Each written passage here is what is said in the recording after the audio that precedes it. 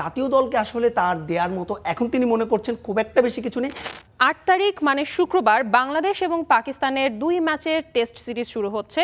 শনিবার পাকিস্তান দল বাংলাদেশে পৌঁছেছে এবং এই রবিবারে পাকিস্তান প্রথম প্র্যাকটিস করেছে হোম অফ ক্রিকেটে। ওই দিন রাতেই বাবর আজম দলের সাথে যোগ দিয়েছেন এবং আজ সোমবার বাংলাদেশ প্র্যাকটিস করেছে। এই বিষয়ে আলোচনা করতে আমাদের স্টুডিওতে আছেন সহকর্মী মাহবুব রিমন।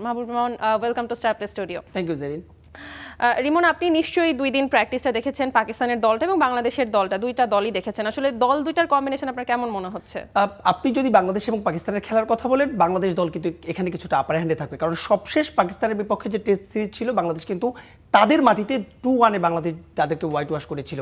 এবং নাহিদ রানা বরাবরই একটা এক্স ফ্যাক্টর হতে পারে, কারণ নাহিদ রানা সাম্প্রতিক সময় পিএসএল এ দুর্দান্ত বল করে। আমরা জুজুর ভয় বলি। আমার মনে হয় যে এই টেস্টে নিশ্চয়ই নাহিদ রানা সেই জুজুর ভয় অবশ্যই ব্যাক অফ দ্য মাইন্ডে পাকিস্তানিদের কাজ করবে, কারণ বাংলাদেশে একজন বলার লাগাতার 150 গতিতে বল করে, আউটস্ট্যান্ডিং। এবং আপনি অনুশীলনের কথা বলছেন, দেখেন ঢাকা প্রিমিয়ার লিগ চলছে এবং এই বাংলাদেশ এবং পাকিস্তান সিরিজের জন্য কিন্তু বাংলাদেশের যে টেস্ট দলের ক্রিকেটাররা তারা কিন্তু ডিপিএলও খেলছে না, চাইলে কিন্তু তারা গতকাল যে রাউন্ড হয়েছিল সেখানেও খেলতে পারে। এবং গেল মাসের 28 তারিখ থেকে কিন্তু তারা টানা অনুশীলন করছে। বলছিলাম যে বাংলাদেশ দল টানা ওয়ানডে সিরিজ জিতছে, টি20 সিরিজ জিতছে, বাংলাদেশ নিঃসন্দেহে এই সিরিজ অন্তত আপার হ্যান্ডে থাকবে।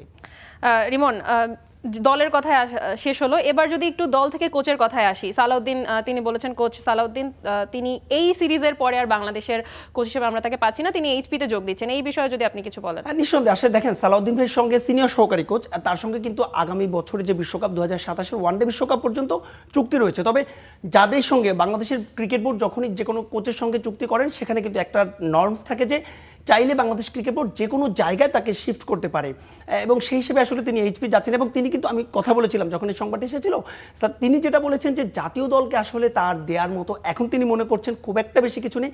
এইচপিতে মূলত কারা খেলে, যারা বয়সভিত্তিক আন্ডার-19 ক্রিকেট থেকে তারা চলে আসে, তারাই তো মূলত এইচপিতে খেলে।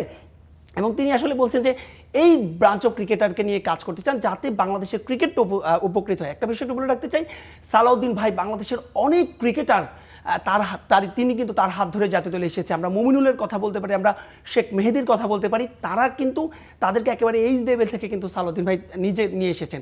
তিনি যদি এইচপি ক্রিকেটে কাজ করেন নিঃসন্দেহে দেশের ক্রিকেটই উপকৃত হবে। তবে এখানে একটা বিষয় থেকেই যায়, সেটি হচ্ছে এখানে অন্য কোনো কিছু আছে কিনা, হঠাৎ করেই কেন এই সিদ্ধান্ত, যেহেতু জাতীয় দলের সঙ্গে সিনিয়র সহকারী কোচ হিসেবে তিনি এতদিন কাজ করেছে, এখানে অন্য কোনো হ্যাপেনিং সংকট আছে কিনা সেটাও কিন্তু আসলে আমার মনে একটু তর্কের দাবি রাখে। হ্যাঁ, সেটাই এখন দেখার অপেক্ষা।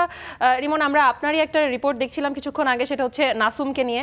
আসলে এবার বিপিএলে কিন্তু অন্য কোনো প্লেয়ারের আমরা আসলে এই যে ফাইনান্সিয়াল যেই অবজেকশনগুলো থাকে নর্মালি প্লেয়ারদের, সেগুলো আমরা দেখিনি।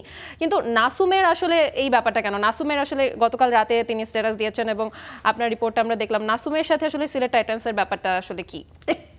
একটু কারেকশন করতে চাই, এবারের বিপিএলও কিন্তু হয়েছে, আপনি একমাত্র রাজশাহী এবং রংপুর এই দুটো ফ্র্যাঞ্চাইজি ছাড়া প্রত্যেকটা ফ্র্যাঞ্চাইজি কিন্তু এই দেনা পাওনা ইস্যুতে আমরা দেখেছি যে ঢাকা এখন পর্যন্ত ক্রিকেটাররা দাবি করছে তারা ফুল পেমেন্ট পায়নি। শেষ পর্যন্ত বাংলাদেশ ক্রিকেট বোর্ডকে কিন্তু তাদের কাছে যে গ্যারান্টি মানি রয়েছে সেই গ্যারান্টি মানিটা ভেঙে তাদেরকে ক্রিকেটারদের টাকা দিতে হয়েছে, এবারও হয়েছে। তবে একজন দেখেন এই ঝামেলাটা আসলে অন্য কারণে। নাসুম বি ক্যাটাগরিতে ছিলেন এবং বি ক্যাটাগরি ক্রিকেটারদের বেস প্রাইস হচ্ছে 35 লক্ষ টাকা।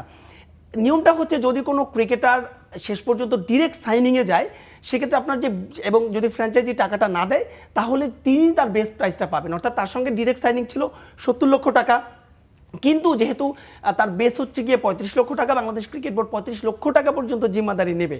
এবং শেষ পর্যন্ত আসলে আমরা যত জানতে পেরেছি ফ্র্যাঞ্চাইজি থেকে 35 লক্ষ টাকাই কিন্তু নাসুমকে দেওয়া হয়েছে। নাসুম দাবি করছেন যে তার যে চেক, সে চেকটা অনেকবার বাউন্স হয়েছে এবং আমরা কিন্তু সেই সত্যতাও পেয়েছি। আপনি যদি রিপোর্টটাও দেখেন, তাদের যে মালিক পক্ষ রয়েছে তারাও কিন্তু তাদের কথা সত্য তারাও স্বীকার করছেন। কিন্তু দিন শেষে আসলে যিনি এর পেছনে রয়েছেন তাকেও আমি আসলে রিচ করার চেষ্টা করেছিলাম। তিনি আসলে ইংল্যান্ডে, সেখানে এখন যেহেতু আমাদের সঙ্গে তাদের টাইমিংয়ের একটা ব্যাপার রয়েছে, তার সঙ্গে নিশ্চয়ই আমরা কথা বলার চেষ্টা করবো এবং এর একটা ফার্দার আপডেট অবশ্যই আসলে দর্শকদের দেওয়ার চেষ্টা করবো। Thank you so much Rimon for joining us.